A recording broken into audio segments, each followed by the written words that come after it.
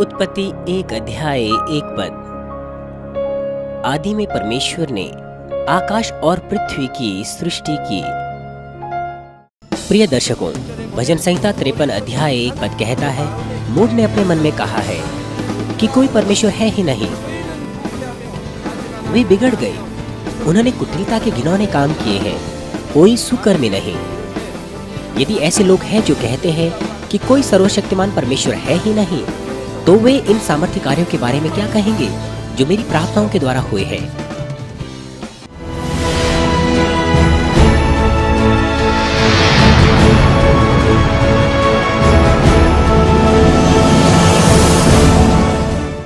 प्रिय दर्शकों, ये सत्य है कि परमेश्वर ने स्वर्ग और धरती की रचना की। चिन्हों और चमत्कार और सामर्थ्य कार्य वो वास्तविकता में हुए हैं। ये चीजें केवल सृष्टिकर्ता परमेश्वर के द्वारा ही की जा सकती है। वे बाइबल का इनकार करने की कोशिश करते हैं, क्योंकि यह ना तो उनके समझ में आती है, ना ही वे विश्वास करते हैं अपने सीमित विचारों और ज्ञानों के द्वारा। लेकिन बाइबल में जो चिन्ह और चमत्कार है वे सब सत्य है। यूहन्ना 4 अध्याय 48 पद में लिखा है, यीशु ने उनसे कहा, जब तक तुम चिन्ह और अद्भुत काम न देखोगे तब तक कदापि विश्वास न करोगे। मनुष्यों की रूपरेखाएं और विचार तब टूटते हैं जब वह चिन्हों और चमत्कारों को देखते हैं जो उनकी सीमाओं से परे होते हैं। जहाँ तक आपकी बात है, आपके ज्ञान, आपके सिद्धांत और रूपरेखाएं वे इन चिन्हों और चमत्कारों को देखने के द्वारा नाश हो गई और परमेश्वर के सामर्थ्य कार्यों को देखने के द्वारा। जब वे कुछ ऐसा अनुभव करते हैं परमेश्वर के कार्य के द्वारा जिसे वो बिल्कुल असंभव समझते थे, केवल तभी वो ग्रहण कर सकते हैं कि केवल परमेश्वर का वचन ही सत्य है, हालांकि यह उनके विचारों के साथ सहमत भी ना हो। इसीलिए बाइबल में परमेश्वर ने हमें दिखाया है कि वह जीवित परमेश्वर है, असंख्य चिन्हों, चमत्कारों और अपने सामर्थ्य कार्यों के द्वारा। फिरौन और मिस्र में उसके अधिकारियों के लिए मूसा ने जीवित परमेश्वर का परिचय 10 विपत्तियों के द्वारा दिया।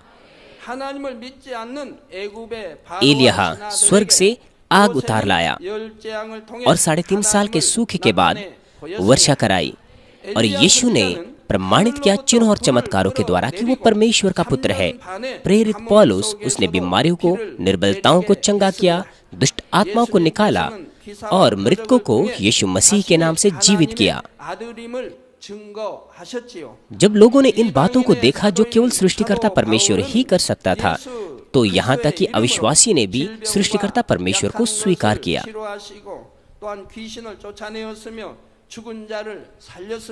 उन्होंने सुसमाचार को ग्रहण किया और यीशु मसीह उद्धारकर्ता को।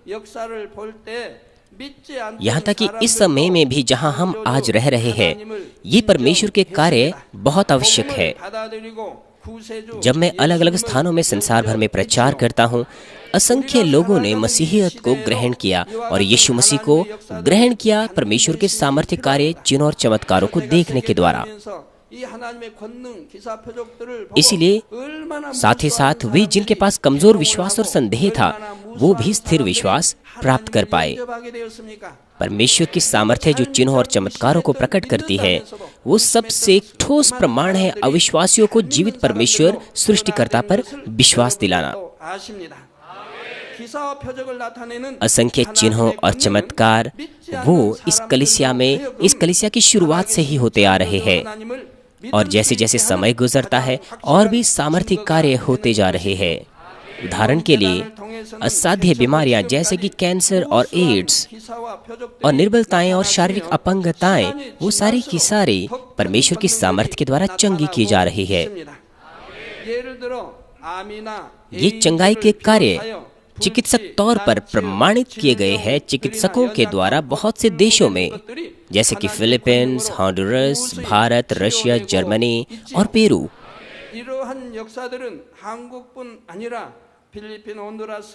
इन प्रमाणों के द्वारा असंख्य आत्माएं संसार भर में वे यीशु मसीह को ग्रहण कर पाए हैं और जीवित परमेश्वर पर अपने हृदय में विश्वास कर पाए हैं। यद्यपि वो भी जिनके पास बहुत सा ज्ञान था वे भी सृष्टिकर्ता परमेश्वर को स्वीकार पाए और उसमें विश्वास कर पाए जीवित परमेश्वर के कार्यों को देखने के द्वारा।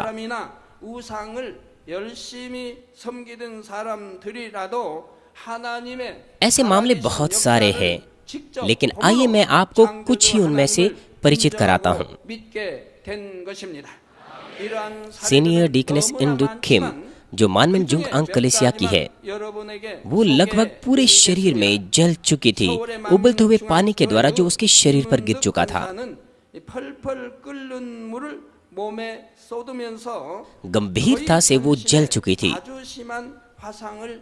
उनके शरीर के लगभग सभी अंगों में, कुछ अंगों को छोड़, जिसमें उनका चेहरा और उनके दूसरे अंग थे, जैसे कि आप स्क्रीन पर देख सकते हैं, उनकी जलन इतनी गंभीर थी कि यद्यपि हॉस्पिटल में भी जाती तो वो मर जाती। इस वक्त जो आप स्क्रीन पर देख रहे हैं, यह उस समय की तस्वीर नहीं है जब वह पहले जली थी। यहाँ तक कि उन्हें दिमागी आघात भी हुआ था, क्योंकि जलने के कारण वो गिर चुकी थी, इसलिए वह अपने होश में नहीं थी। जो कुछ आप अभी देख रहे हैं, ये उसके बाद है जब परमेश्वर एक बार उन्हें चंगा कर चुका था। सबसे पहले उन्हें बड़े बड़े छाले थे और उसके बाद बहुत ही मोटी मोटी परतें थी, जो किसी चीड़ के पेड़ की खाल के समान दिखाई देते थे। जब एक बार ये छाले गिर चुके थे, ये तस्वीरें उसके बाद की ली गई है।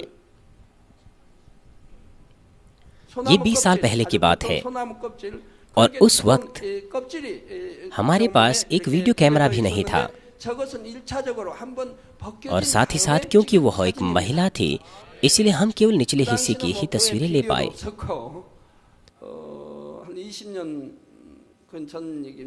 इस वक्त उनकी उम्र 80 से ऊपर की है, लेकिन ये तब हुआ था जब वह 60 की उम्र की थी।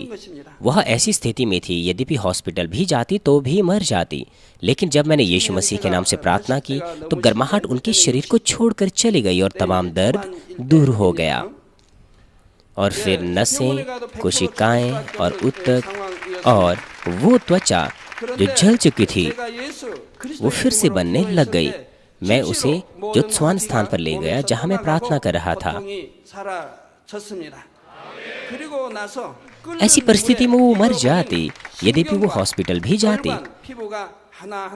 इसलिए मैं उन्हें अपने प्रार्थना घर में ले गया और मैंने उनके लिए सप्ताह में 4 दिन प्रार्थना की, सोमवार, मंगलवार, बुधवार और वीरवार, क्योंकि शुक्रवार को मुझे वापस चर्च आना होता था।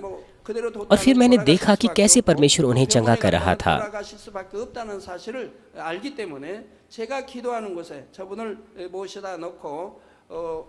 ये गर्मी के दिन थे और सचमुच बहुत बुरी बदबू आती थी।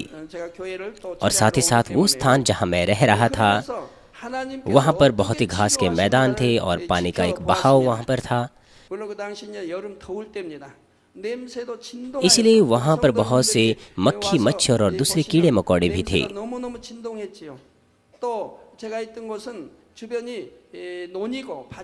और उनका मांस वो पहले से ही जला हुआ था और वो मांस काम रहित था। उनकी त्वचा पूरी तरह से उबल चुकी थी और यहाँ तक कि उनकी कोशिकाएं, ऊतक, उनकी तंत्रिकाएं, नसें तमाम जल चुकी थी। उनका कोई काम नहीं था, लेकिन परमेश्वर के कार्य के द्वारा उसने उन तमाम अंगों को हटा दिया। तो फिर क्या उन्हें कोई दर्द हुआ? जब तक वह पूरी तरह से चंगी ना हो गई, उन्हें कोई भी दर्द नहीं हुआ। परमेश्वर ने उन काम रहित, प्रयोग रहित हिस्सों को अपनी विधि के द्वारा हटाया और फिर उन हिस्सों को नए मांस से भर दिया और उसने कोशिकाएं, ऊतक और नया मांस बनाया। मैं उनके सामने ये सब देख रहा था। परमेश्वर सर्वशक्तिमान है, क्योंकि वो कोशिकाएं जो जल चुकी थी, वो जो मर चुकी थी पहले से ही, उन्हें फिर से नहीं जलाया जा सकता था मनुष्यों की विधि से।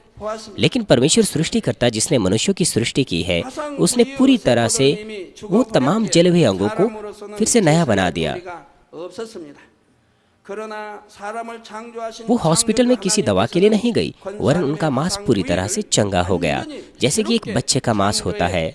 उनके पेट, दोनों हाथ और ज्यादातर हिस्सा जल चुका था।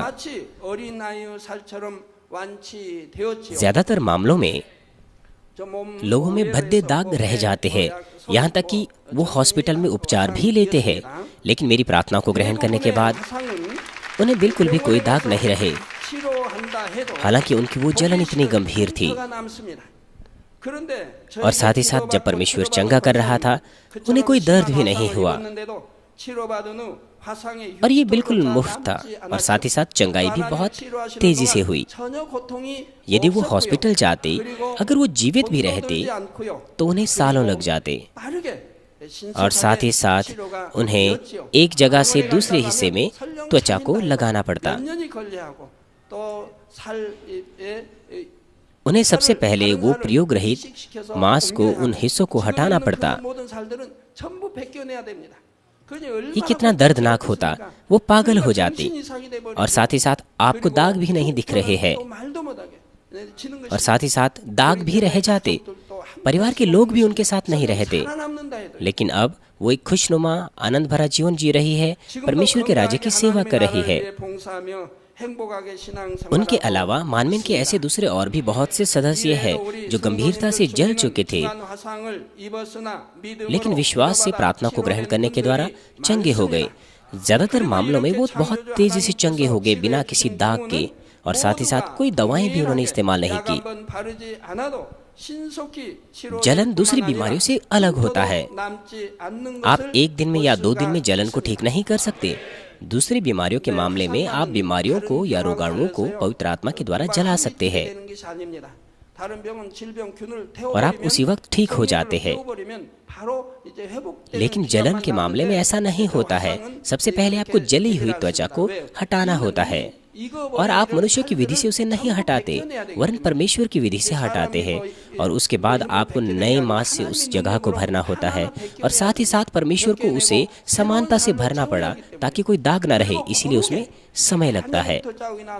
मैंने देखा कि परमेश्वर ने प्रयोग रहित उस त्वचा को 3 बार हटाया। एक बार हटाया, फिर नए मांस को आने दिया, और उसके बाद उसने एक बार फिर से हटाया और फिर से नए मांस को आने दिया, और फिर उसने तीसरी बार किया ताकि कोई दाग वहां न रह जाए।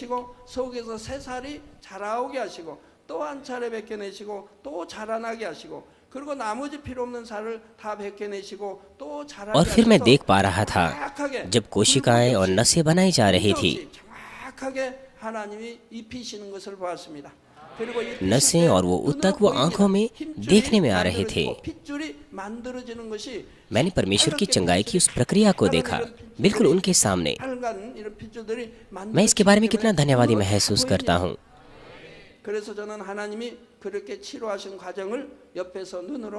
इसलिए वे सभी के सभी बहुत तेजी के साथ बिना किसी दाग के चंगे हो गए, हालांकि उन्होंने कोई दवाएं भी इस्तेमाल नहीं की।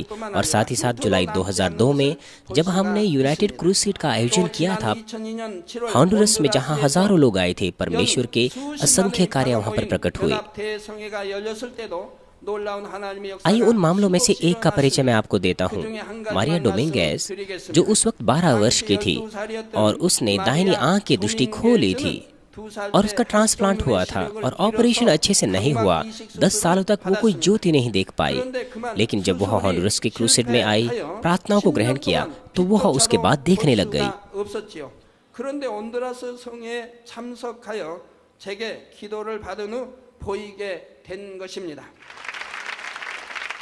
परमेश्वर की सामर्थ्य के द्वारा जो सृष्टि करता है, जिसने मनुष्यों की आंखें बनाई है, उसके लिए उसने उस मरी हुई नसों को जीवित कर दिया।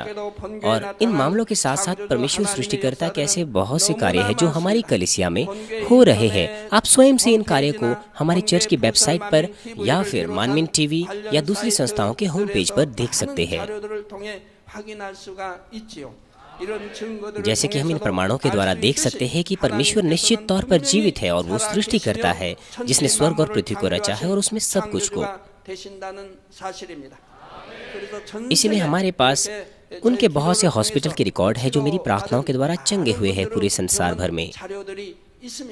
आइए इस संदेश का निष्कर्ष मैं आपको दूंगा। प्रिय दर्शकों, भजन संहिता 53 अध्याय 1 पद कहता है, मूढ़ ने अपने मन में कहा है कि कोई परमेश्वर है ही नहीं, वे बिगड़ गए, उन्होंने कुटिलता के घिनौने काम किए हैं, कोई सुकर्मी नहीं। अगर कुछ ऐसे लोग हैं जो ऐसा कहते हैं कि कोई सर्वशक्तिमान परमेश्वर है ही नहीं, तो वे इन सामर्थ्य कार्यों के बारे में क्या कहेंगे जो मेरी प्रार्थनाओं के द्वारा हुए हैं?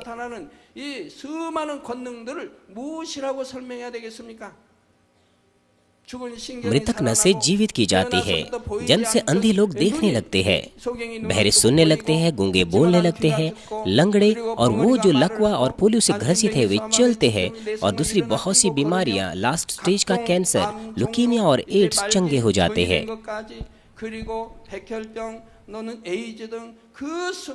कैसे वो इन बातों की व्याख्या करेंगे? कैसे वे इन कामों की व्याख्या करेंगे?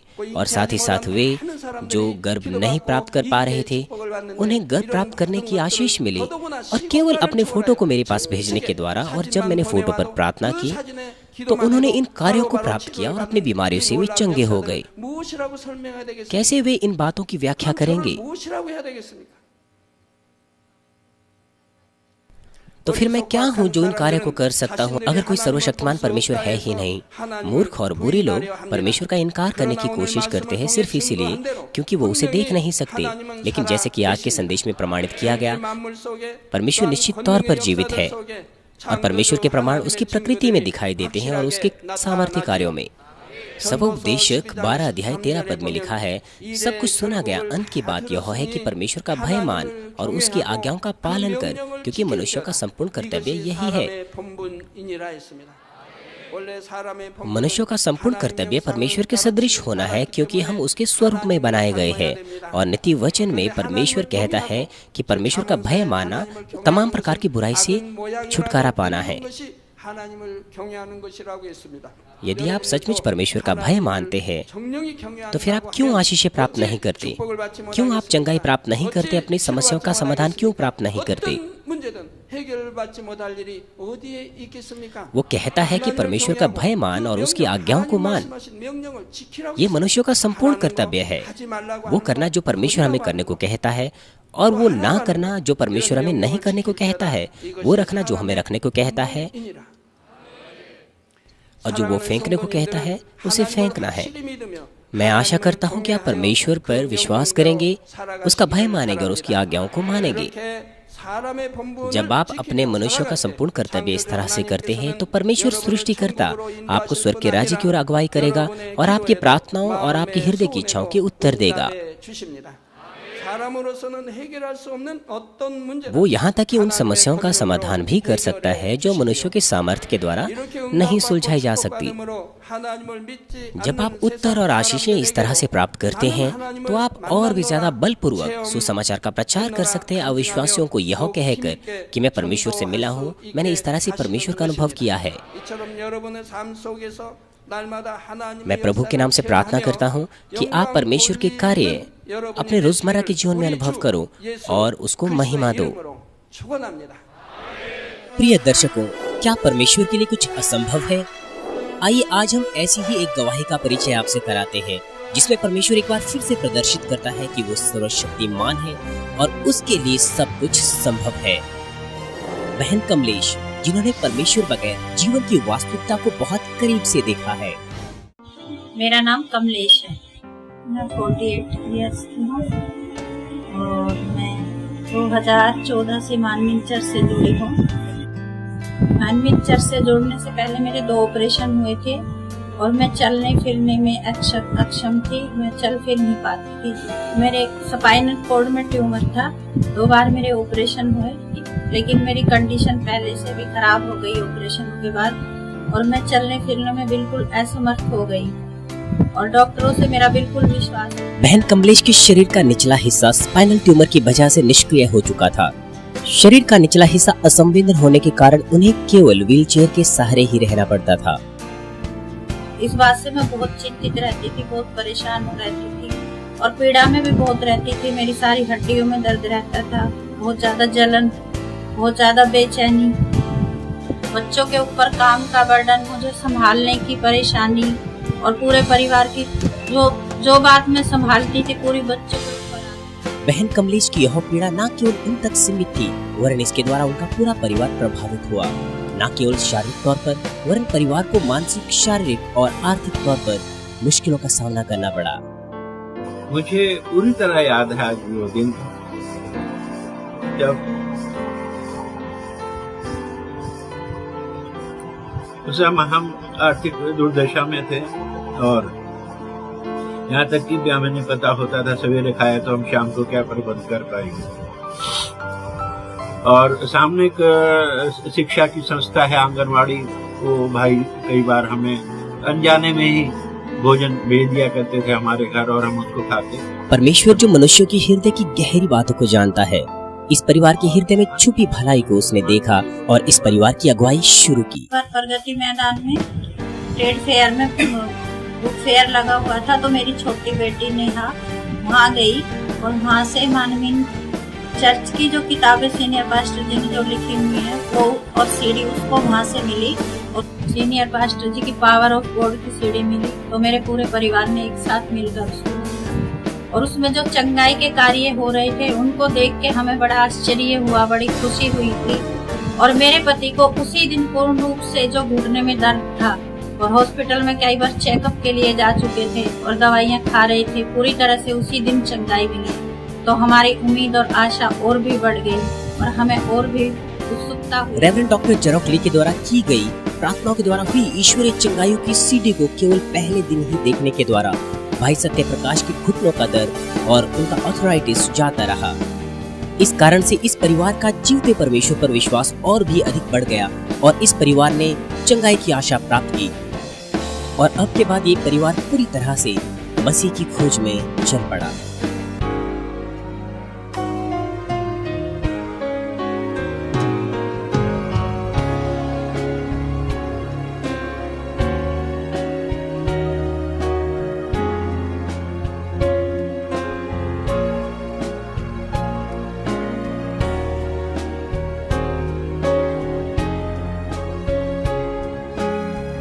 सीडी देखने के बाद हम मानवीन चर्च जाने लगे और बीमारी की वजह से मैं हर संडे तो नहीं जा पाती थी। 2015 में WCDN की नवंबर में मीटिंग हुई दिलशाद गार्डन में, वहाँ पे मैं उस मीटिंग में शामिल हुई और एल्डर ने मेरे लिए हैंकरचीफ से प्रार्थना की।